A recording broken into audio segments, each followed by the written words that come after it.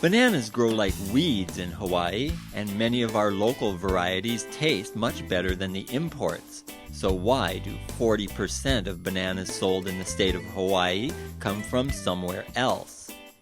Tom Baldwin and his dozen or so co-workers at Ulawehi Farms in Hawaii grow 60 different varieties of bananas, along with many other fruits, vegetables, and animals, which they sell directly to consumers through farmers markets and weekly subscription services. Because of this delayed marketing, he says it's best for him to harvest bananas after they turn plump, but before they turn yellow. You'll just notice a color change. From a young bunch, you'll see a dark green color, and from a later stage, you'll see a lightening up of that coloration to a lighter green.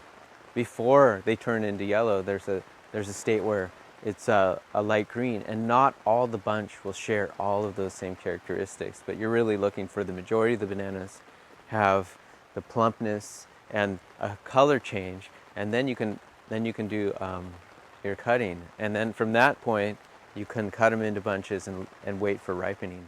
One of the things I see is that people either harvest too early occasionally and cut a banana when it's too green, and then it's really not going to ripen properly or achieve a level of sweetness that's desired, or if bananas sometimes you find people often wild harvest bananas, or they'll just wait for a bunch of bananas to turn ripe, and sometimes that works out, but you're generally going to get the best ripening and the best overall consistency if you harvest before bananas turn yellow. With most bananas, you really want to get them to their optimal level of ripeness, and once that's happens, then you really should harvest, because the danger is you get things like splitting, uneven ripening within the bunch. Some varieties, you really have to learn your varieties to know exactly what the nuances of each banana type are. But this you learn pretty quickly as you start to harvest bananas. You should really pay attention to variety and how long the bunches tend to mature. And at different times of year, there's a different schedule as far as the quickening of ripening. Right now, at this time of year, we're in December, so things are really starting to slow. They've been slowing down, and as we move into the New Year's, things will start to speed up again. In some banana varieties especially, more prone to others, than they can split. And that condition can be mitigated by harvesting it before that happens.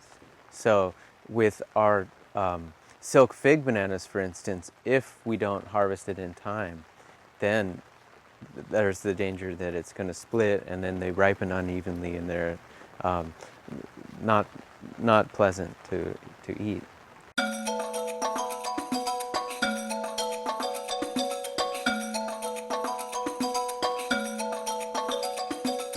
We could have a whole industry of rare varieties in Hawaii where people actually knew what 15 types of bananas are. Like most other places in the world, like India and other places I've been, they know many, many types of bananas. On our farm, we have a CSA box that we do, which stands for Community Supported Agriculture, and that box has to be prepared on a weekly basis.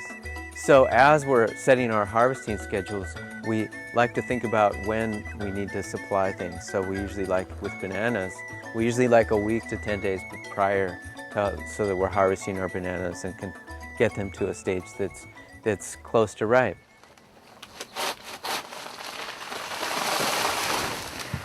When you harvest a banana rack at its optimal stage of ripening, which is before it turns yellow at the top of the bunch, we usually chop the hands up into individual hands, and put them in a box, and we store them in a cool place with ventilation, which is our fruit locker. And that way, we have usually about 10 days before ripening. And in that time, we have a lot of time to be able to sell the bananas, take them to farmers market, supply our CSA boxes, and we can have enough time to do that. And also, people like to buy ripe bananas. Here's a banana knife. You can Some places sell them. Banana or Farmers Co-op in Hilo sells banana knives. You don't need a banana knife, it just helps because you have a curve. So as you come around in here, it can curve. Before you're going to sell bananas, you really should have them looking good and clean. There shouldn't be earwigs, which tend to crop up, or cockroaches. They should be presented in a clean manner. And whether that's spraying down with a hose is quite effective for doing that, and also the excess sap that sometimes accumulates on your hands and the bananas, and that can be helpful to have a place where you can do that. It's good to have a place to store, what you harvest on your farm, and put it in, whether it's a packing shed. But we just wanted a screened-in area that was protected from mice and rats and chickens and ants too, and as well as fruit flies. So we just like to, just put things in here until we're ready to sell them or move them to somewhere else. And the nice thing about something like this is there's shade above it and there's airflow coming through, and so that's very good for fruit storage when you want to things not to ripen too fast or get too hot. So now that we've harvested the bananas, there's you can kind of see the lightness in the hands. They're filled out pretty well, and they're going to ripen up in, I'd say about a week's time.